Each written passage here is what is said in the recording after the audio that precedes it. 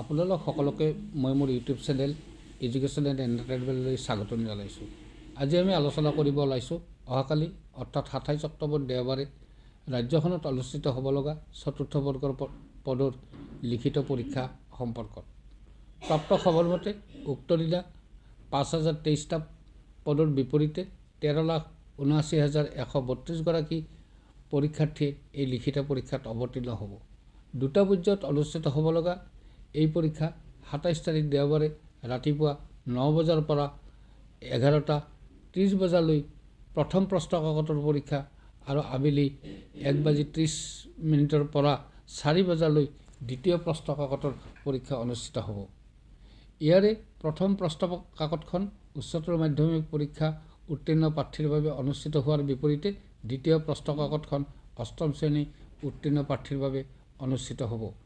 ৰাজ্যখনত সৰ্বমুঠ 28খন জিলাৰ 2,212টা পৰীক্ষা কেন্দ্ৰত অনুষ্ঠিত হ'ব লগা এই পৰীক্ষা প্ৰথম প্ৰশ্ন কাকতৰ বাবে 1,484টা পৰীক্ষা কেন্দ্ৰত 8,27,130গৰাকী পৰীক্ষাৰ্থী আৰু দ্বিতীয় প্ৰশ্ন কাকতৰ পৰীক্ষাৰ বাবে 808টা পৰীক্ষা কেন্দ্ৰত 5,52,002গৰাকী পৰীক্ষাৰ্থী অৱতীৰ্ণ হ'ব। অন্যবাৰৰ লেখীয়া এইবাৰো নিগেটিভ মাৰ্কৰ ব্যৱস্থা থকা এই পৰীক্ষা সুকলমে অনুষ্ঠিত হোৱাৰ বাবে ৰাজ্য চৰকাৰে ইতিমধ্যে প্ৰয়োজনীয় কটকটীয়া ব্যৱস্থা গ্ৰহণ কৰাৰ প্ৰস্তুতি চলোৱাৰ বাতৰি পোৱা গৈছে।